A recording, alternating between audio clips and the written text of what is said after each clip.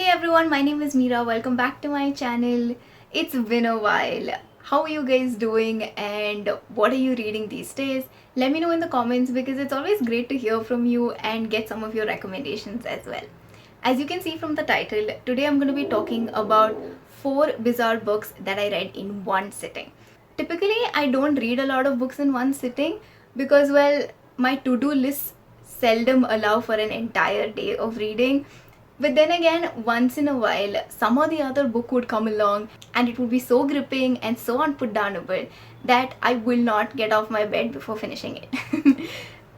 I don't know if you enjoy these kinds of books or not, but this is totally on brand for me. I love books that are strange and creepy and haunting and that keep me thinking about them long after I finish reading the book. If this is something that you enjoy reading, let me know because I do tend to read a lot of these kinds of books and I would love to make more such recommendation videos in the future. Also, let me know if you've read either of these or you plan to read them or not. First up on this list is Mexican Gothic by Silvia Moreno Garcia. When Naomi Taboada gets a shocking letter from her cousin sister, she rushes to this mansion called High Place that is set in the mountains to save her cousin. Over there at High Place, Naomi comes to learn of this web of deceit that has kept Catalina trapped all this while. You know how sometimes you read a book, you flip over to the last page and you sit there wondering to yourself, what did I just read?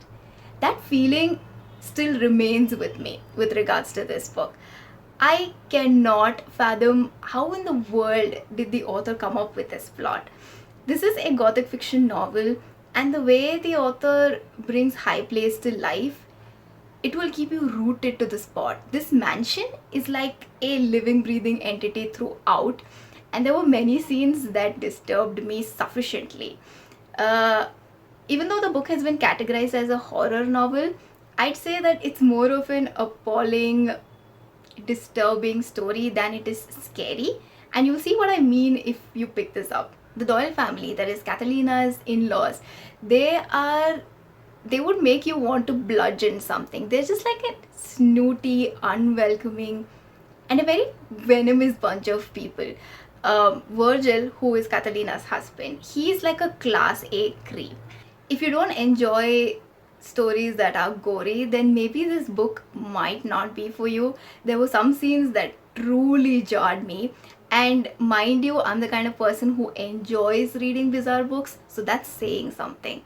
There's also this sense of helplessness and isolation that permeates the story, which gave me secondhand anxiety. All throughout, I just kept wishing that Naomi and Catalina would be able to escape, but of course, things don't go as smoothly because then it wouldn't be an engaging novel. Silvia Moreno Garcia's writing is really engaging and immersive, so I do know that I will be picking up more of her works. But this was a book that truly left me uncomfortable. If you have read it, then I would love to know your thoughts about this one. The second book is Arachnid by Aditya Modak. Jay Mukherjee's life turns topsy-turvy when a childhood fear threatens to morph into reality. Now, the world through Aditya Modak's lens is a futuristic place where the world as we know it today has ceased to exist. The Federation, which is the body that governs society, has a very strong hold on society. The environmental conditions have deteriorated to such an extent that people can't step out of the house without masks. The air quality is really poor, and in my opinion, I think the masks in the book were very much like those that you see in science fiction movies. That's when you know that the shit's hit the fan. The lifestyles of people have drastically changed. It's almost Orwellian in its exploration of how power equations have changed in society. I love books with strange ideas, and this one takes the prize. It is so well written, the pace doesn't dip for most of the part, and there were so many scenes that left me stunned. The first instance where you come to learn about Jay's childhood fear, it was so morbid, and that was the time when I knew that I would love this book.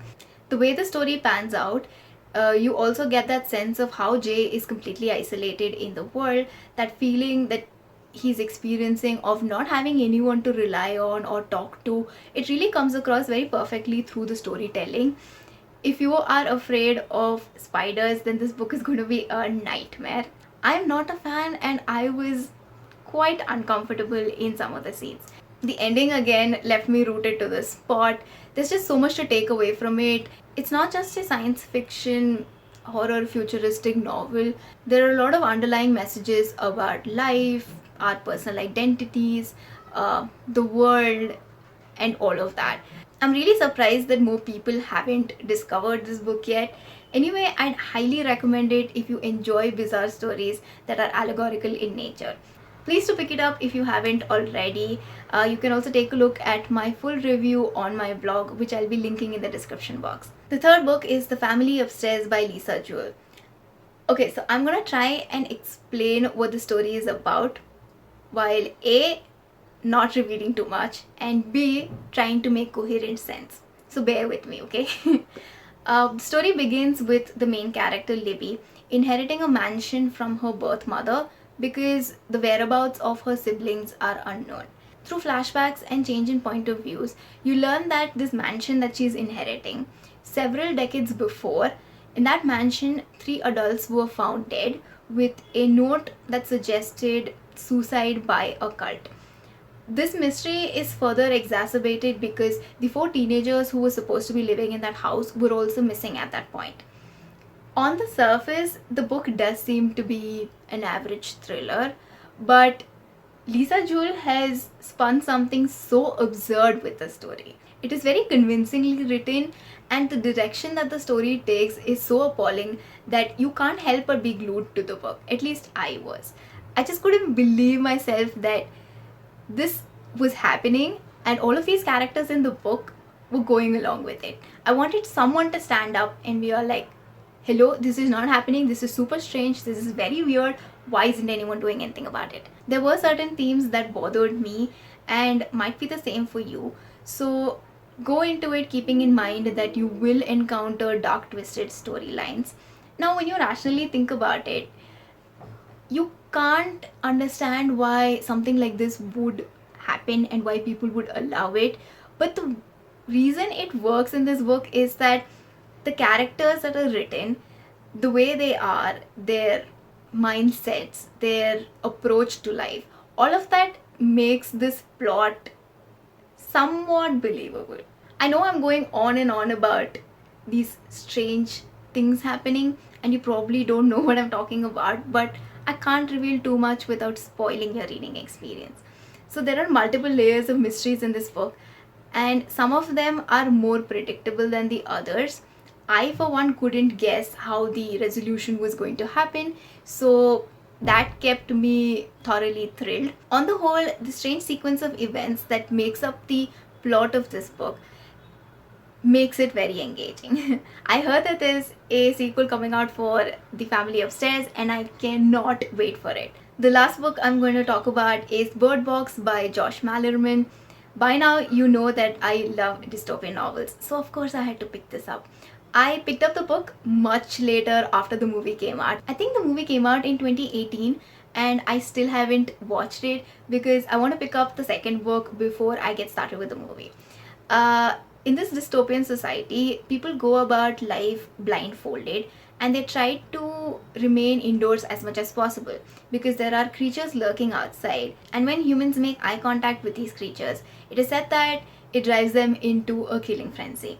Mallory and her 2 children decide to face the dangers outside and row to a safe place because their rations are dropping rapidly. Now this is not easy to do considering that they only have a few senses to rely on. The possibility in itself is such an absurd thing to think about.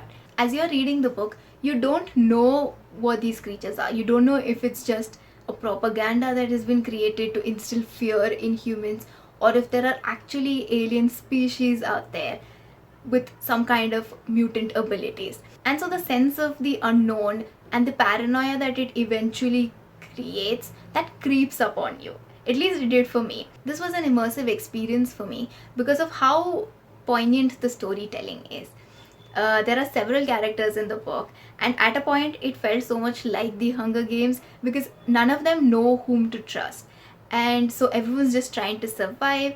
It all boils down to survival of the fittest. This entire premise is terrifying to think about in a way, but I feel like the conflicts and the pace of the book makes it more palatable. The narration goes back and forth between two timelines, the past and the present, and that's also something that I really enjoy. I will definitely be picking up the sequel, and so if you want to know my thoughts about it, then follow me on Goodreads, maybe check out my blog, or stay tuned to this channel because I feel like I'm going to make another part to this video. So those were the 4 books that I wanted to talk about. I really enjoyed reading all of them, and they just offer so much that's unique and fresh. I hope you found some great recommendations and plan to check out at least one of these books. I'll be leaving my Amazon affiliate links for all of these 4 books in the description box. That's it for today. Thank you so much for watching. I will see you soon with another video. Bye!